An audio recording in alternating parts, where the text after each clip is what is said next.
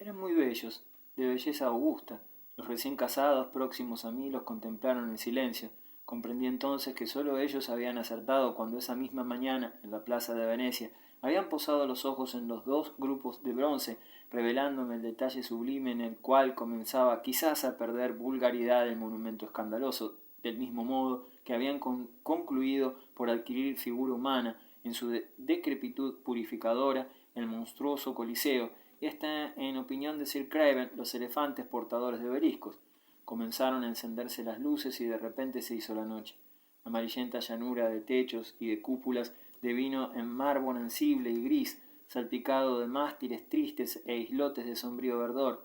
Detrás de nosotros las cuadrigas de bronce y Garibaldi bajaron juntos a la tumba, inmóvil por un fugaz y conmovedor instante. La cabalgata de nubes prosiguió confusamente, anunciada sin cesar en alguna región del cielo por el redoble lastimero que difundían en lo invisible una tras otra las campanas de plata del Angelus. Pía estaba impaciente por volver a partir. «Es por su ragazza», me dijo Paolino. «No está bien que la madre deje mucho tiempo sola a una muchacha de 16 años». «¿Y el padre?», pregunté. «Desaparecido en el frente ruso». «Lógicamente. Ni noticias. ¿Cómo se llama la chiquilla?» Me encantaba oír los nombres italianos. Ya estábamos de nuevo en nuestros asientos. Pía se volvió hacia mí y con aire de desafío respondió: «Mi hija se llama Jerónima. Su padre se llamaba Jerónimo. Ella es todo lo que tengo». Me agradó ese orgullo. Por lo general en Italia, como en cualquier otra parte, los padres no hablan de los hijos sino con acento igualmente grave.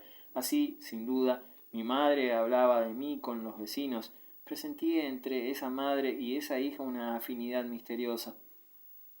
No sé si Paulino se equivocó de itinerario, pero el camino de regreso me pareció mucho más largo, puesto que ya en la ciudad nos hallábamos de pronto costeando una interminable muralla cuya agobiante monotonía quebraba ora una torre, ora una puerta historiada. Supe después que Paulino había recibido orden de no dejar en libertad a nuestros turistas antes de cierta hora bastante avanzada, precisamente aquella en que se cerraban las oficinas de la agencia Roma in un giorno. En consecuencia, bordeamos inútilmente y a escasa velocidad todo el sur de Roma, por los alrededores de las grutas ardeatinas, las catacumbas y los sepulcros de Vía Appia. Un cálculo comercial del patrón del garage determinaba la emoción que me agobió en este fúnebre trayecto. Nunca he vuelto por aquellos sitios sin que me asaltara la misma impresión de tremenda angustia. Desierta casi siempre, la ruta estaba aquella noche poblada por furtivos fantasmas de horas menores, no tan encajonada como las callejuelas que acabábamos de cruzar, retenía entre sus altos bordes un vasto jirón de claridad cenicienta. Paolino solo había encendido los faros de situación. A la izquierda nos escoltaba la rojiza presencia del parapeto imperial, recompuesto por bárbaros y papas. A la derecha, bárbaros modernos habían edificado paralelamente una hilera de edificios multicolores, vacíos al parecer, y todos de la misma altura, igual a la del parapeto frontero. Semejaban a la perfección el campo de un ejército sitiador que se hubiera asentado, en virtud de una tregua, en determinada distancia de la antigua fortaleza. Esa actitud majestuosa establecida entre la muralla de ladrillos patinados y la ciudad de cemento, un no man's land que eliminaba el contraste, un vacío admirable por donde serpenteaba la ruta entre yerbajos silvestres de feracidad tal que alcanzaba la cumbre del arte. Todo contribuía a encogernos el corazón. ¿Quién construyó este barrio tan nuevo?, preguntó uno de los uriquenses. Data del año 30 y tantos, respondió Paolino con el mismo tono diplomático que había usado Gino a propósito del estadio Mussolini. Cruzamos por fin una puerta y entramos en la ciudad por un barrio majestuosamente plebeyo. Paolino, inclinado hacia Pía, se informó. «¿Qué número?» He observado a menudo que las personas a quienes se llevan en auto hasta la casa desean que se les deje no en la esquina, sino ante la puerta misma, aun al precio de los más fastidiosos rodeos. Bajamos por la larga vía San Giovanni in Laterano, más o menos a mitad de la misma. Pía señaló un gran árbol que se erguía solitario detrás de un muro y sostenía en el cielo por sobre la calle populosa su corona magnífica, casi invisible. Allí vivía ella. Paolino aminoró la marcha y se detuvo exactamente bajo el árbol, con tanta delicadeza como si hubiera llevado la carroza de una reina al pie de un dosel de follaje erigido para acogerla en los umbrales de su palacio. Había en aquella callejuela una especie de pequeño mercado nocturno, canastos y carritos iluminados con lámparas de acetileno, cuyo amontonamiento nos envolvía como brillante ovación. En el cerco de los intrigados rostros que al arribo del ómnibus se replegaron hacia los kioscos distinguí enseguida el de una jovencita de expresión grave, casi inquieta. Tenía las piernas desnudas, chato y firme el pecho, bajo la blusa deslucida por el uso y una cinta sujetándole la tupida melena corta y rizada. Adiviné que se trataba de Jerónima, esperando a la madre. Por un instante su mirada profunda e indiferente se detuvo en mí. Las dos mujeres no se habían visto aún y Pía, quizás demasiado cansada, no se dio prisa en descender. Cuando se puso al fin de pie, Paulino la rodeó, pero sin tocarla, con ademán apenas sugerido, como para sostenerla, para ayudarla y defenderla del frío y de los peligros de la calle, y el ademán era tan dulce, tan firmemente amistoso que Pía, aunque de espaldas a Paulino, pareció de pronto reconfortada y saltó llena de coraje a la acera, al mismo tiempo que Jerónima se detenía ante la portezuela. «Grazie», gritaron ambas al unísono mientras se conducían mutuamente hacia el patio donde el pino se elevaba hacia el cielo. En la verde cúpula, por encima de nosotros, un postrer pájaro le respondió con un grito agudo, misterioso, ahogado, enseguida por el ruido del motor. La calle bajaba en línea recta hacia el iluminado Coliseo, de rosado color alabastrino, pero nosotros avanzábamos como ciegos sin memoria. ¿Era ese el mismo Coliseo que a la mañana nos había ofrecido la belleza de una hoguera? Ahora que volvíamos a pasar ante él lentamente, entre muchos otros vehículos, con un suave viraje, siguiendo el trazo de su perfil tan puro, tenía la dulzura de un poema, de ese poema que nos recitaba con el énfasis soñador de un rostro inspirado. Fue en vano que me forzara por recordar la cara de Jerónima, borrada ya de mi recuerdo por obra de esta nueva visión. Al mismo tiempo, me decía a mí mismo que el dueño del garage había incurrido en una de esas inexactitudes que son compendio de la verdad al atribuirle a Nerón la construcción del Coliseo. Iluminado como estaba, parecía reflejar aún y para toda la eternidad las llamas blancas del incendio que había marcado con el signo de la bestia el reino de ese emperador, y así el anfiteatro rememoraba en las imaginaciones un acontecimiento todavía más viejo que él. Los proyectores disimulados entre bloques de piedra o por los bosquecillos de la ladera del Esquilino vestían con sus luces la alta muralla circular y la limitaban exactamente en la noche, cual acantilado de mármol, herido por el reflejo de la luna. Los rayos transparentes limpiaban de toda mancha el cruel monumento, describían en él una limpidez, una clemencia harto inesperados, ya que primero transitaban casi sin quebrarla la semioscuridad de la calzada y del espacio intermedio para estallar de repente, detenido secamente en su trayectoria invisible por la fascinante barrera del Traventino.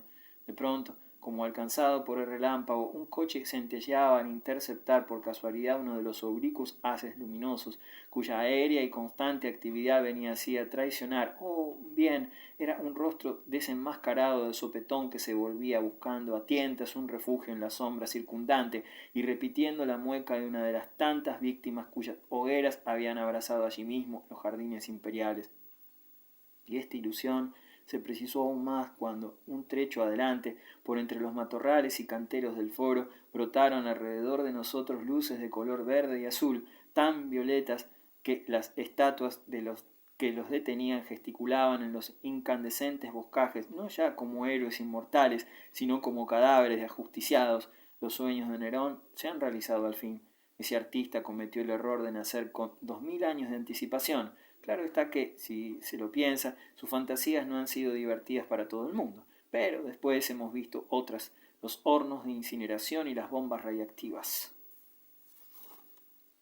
Nerón, al menos, no hizo guerras. Su crimen está en haber amado con exceso las iluminaciones hermosas, en haber empleado para tal fin y sin escrúpulos la materia combustible que tenía al alcance de la mano. Si hubiera conocido la electricidad, celebraríamos su ingeniosa magnificencia. Él mismo, sin duda, presintió las grandes cosas que no serían posibles sino después de él. Siempre he tenido por imbéciles a los detractores de este precursor visionario, de este poeta de los encantamientos nocturnos, gente toda que no puede citar sin una sonrisa de ironía su frase póstuma, uno de los más admirables gritos que haya lanzado un hombre ante la muerte: Qualis artifex pereo. Hoy tenemos electricidad, pero puesto que siempre escasea cuando no el vino, el bocado, quizás no tengamos ya el espíritu neroniano, que sabría lograr de tal falta insospechados juegos de luces más prodigiosos todavía que aquellos que, a lo largo de toda la encantada vía, no arrancaban a mis uriquenses sino gruñidos de fatiga. Una exclamación de la viejecita nos advirtió que la columna trajana estaba cerca. Fue la primera en saltar del ómnibus, cestillo en ristre. Solo la siguieron los recién casados y luego a regañadientes el profesor, que decididamente no quería perderse nada. Entré con ellos en la galería de paredes tapizadas con nobles lajas de piedra. La base de la columna descansaba en el fondo. Para calcular la diferencia de nivel pensé en lo que me había dicho Sir Craven. Las inmundicias de varios siglos acumuladas en torno de nosotros por detrás de las lajas verticales elevaban ya la superficie del suelo casi hasta la mitad de la altura de la columna. En lugar de fijarse en el monumento, la viejecita escudriñaba con mirada decepcionada los oscuros rincones de la fosa. Sin embargo, es la hora, se dijo a sí misma. ¿Dónde están? ¿Quiénes? Exclamé.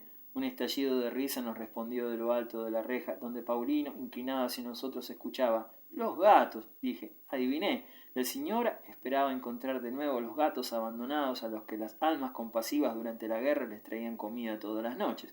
La cesta de la viejecita cayó al suelo, derramando parte de su contenido. Junté todo, eran sobras del almuerzo. Desaparecieron, continuó Paulino con acento dramático, barridos, liquidados, exterminados por la guerra, como muchas otras criaturas del Señor. Los romanos los alimentaban y ellos alimentaron a los romanos. Es la verdad, señora. La viejita se mantuvo inmóvil, aterrada, y al cabo de un instante dijo: prometí a mi marido. Conozco otros gatos, le dije, que se sentirían muy felices de aprovechar la ganga en Vía Flaminia. Vamos, dijo ella. Subimos al ómnibus una vez más. Algunos suriquenses roncaban. Yo iba preguntándome en qué sitios de Roma el suelo, por haberse engrosado con las cenizas de los últimos gatos de la Trajana, había crecido una fracción de milímetro. Iba preguntándome dónde concluiría todo eso. Iba preguntándome cómo era el rostro de Jerónima en el instante en que la había visto por primera vez, pleno de inquietud y de paciencia, pálido y algo cuadrado. Me pareció después, cuando se había vuelto hacia el de su madre para escapárseme inmediatamente, castigado por el viento que soplaba sobre las lámparas de los negocios y balanceaba la cima del pino doncel por sobre la calle, pero no lograba unir esas dos imágenes de la chiquilla, sino conciliando en mi recuerdo los dos aspectos del Coliseo y las otras dualidades de aquella jornada fantástica y de mi vida toda.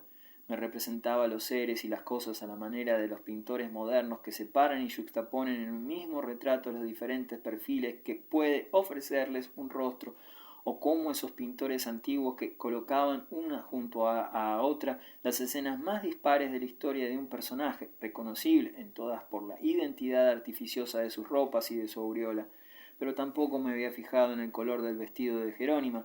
Creía, empero, que era oscuro y estaba casi cierto de que su pelo era negro. En cuanto la aureola de mi imaginación comenzaba ya a concederle, se confundía con la vibración de las 1000 pequeñas luces de la calle de Extramuros y del mercado nocturno. Sobre el hacinamiento de tantas imágenes fugaces, solo se erguía pura y nítida la inolvidable forma del árbol. Llegamos por fin al garage. Oreste, de centinela junto al surtidor de nafta, entró precipitadamente en el patio de reparaciones donde ya formaba fila todo el personal. De punta en blanco y en compañía de Sir Craven, el patrón aguardaba en la puerta de su despacho. Se adelantó hacia el ómnibus, que cruzó el portal, y miró a Paulino, que lo tranquilizó con una inclinación de cabeza. Después, con la mayor desenvoltura, subió al vehículo donde todo el mundo estaba ya despierto. En la mano llevaba un puñado de folletos impresos, húmedos aún. Damas y caballeros, dijo, espero que hayáis pasado una jornada encantadora en nuestra hermosa ciudad de Roma, la capital del universo. Sí, muy agradable, excelente, le respondieron de todas partes. Antes de que os conduzcan al hotel donde os aguarda la cena, continuó mientras se inclinaba con expresión halagada, permitid que os entregue a todos un modesto recuerdo que quizás tengáis la bondad de mostrar a vuestros distinguidísimos amigos y conocidos como signo tangible del feliz resultado de este viaje.